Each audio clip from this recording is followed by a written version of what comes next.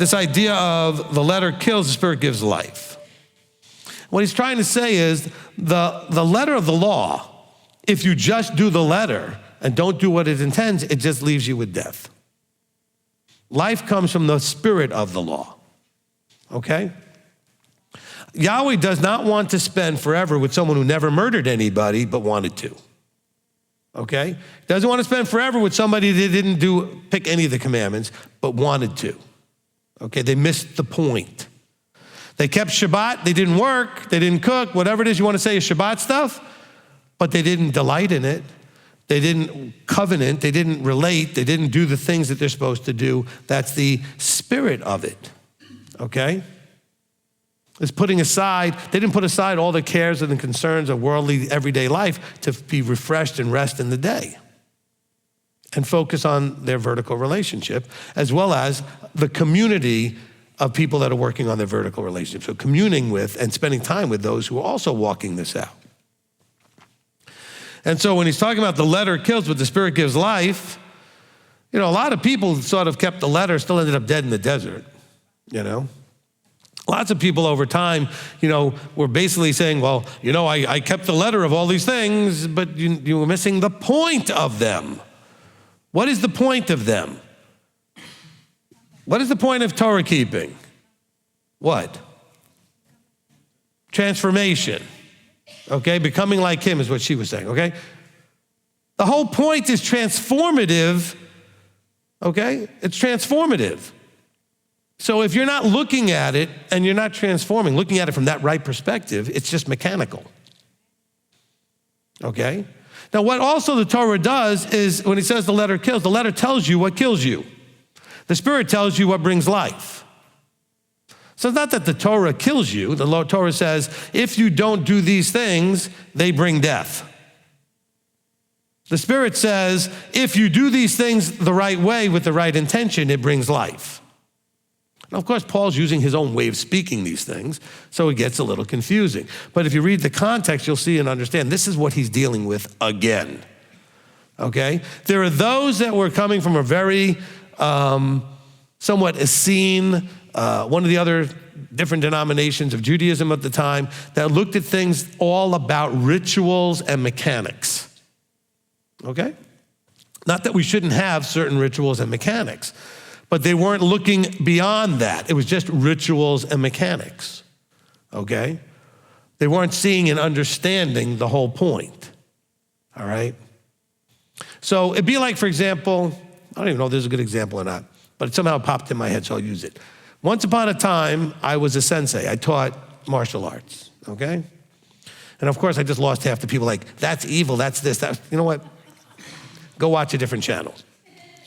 Okay, so, but when I taught it, I could have just taught people how to kick and punch, but that would not have done anything that they really needed without teaching them how to avoid getting kicked and punched.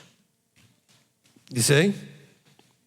And so teaching the mechanics, this is how you throw a punch and how you make a fist, this is how you do a block or whatever, those mechanics would be great, but if I don't teach them the philosophy of, but you want to try to avoid the fight in the first place, then again, that's another level.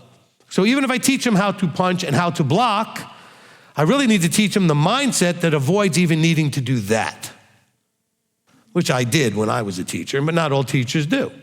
They were teaching you how to fight. So the mechanics or the letter of martial arts causes people to go out and fight. I've seen lots of guys go to schools where I saw them out there all the time wanting to show off and cause fights and see if they could use their stuff and everything else. I taught everybody that they should never use their stuff, okay? I remember after being a black belt for a while, people would come up to say when they find out I was a black belt, they go, oh yeah, how often have you had to use it? I said, every day. They're like, what? I said, yeah, every day. What do they mean? To avoid ending up in a fight. I mean, because they wanted to know how many fights I got in and how I did. I listed a bunch of fights I avoided, situations that certainly could have ended up in an ugly mess. I might have won, I might have lost, I don't know. I avoided it, you understand? Which means I won, because I avoided the conflict, okay? So Yeshua is saying, it's okay, so you didn't murder somebody, But if you can't figure out how to deal with your anger and your hate and those kind of things, what are you gonna end up doing at some point anyway? So do you just need should I give you, good job on you didn't kill anybody? But what kind of person are you gonna be in the kingdom if you're angry like that, just because you don't explode on everybody by hurting them, but maybe with your mouth or some other thing you might do? But how are you treating people if you're always angry? And so there's no verse that says that thou shalt not be angry. It's not a commandment. But Yeshua says it's built into a commandment. Because Yeshua wants to deal with the spirit above the letter or beyond the letter, which is what is the underlying causality of the action? The underlying cause, okay? Well, I said causality, but yes, the cause, okay? The underlying cause of the action. Murder doesn't come out of joy and happiness. It doesn't come out of love and peace or any other piece of the fruit of the Spirit, okay, or part of the fruit of the Spirit. But it does come out of anger, bitterness, resentment, and all these other ugly emotional places. And so he wants you to deal with the underlying part of it, which is the spirit of it, the higher level of it, the more beyond the mechanical part of it, okay? Above and beyond the mechanics of it.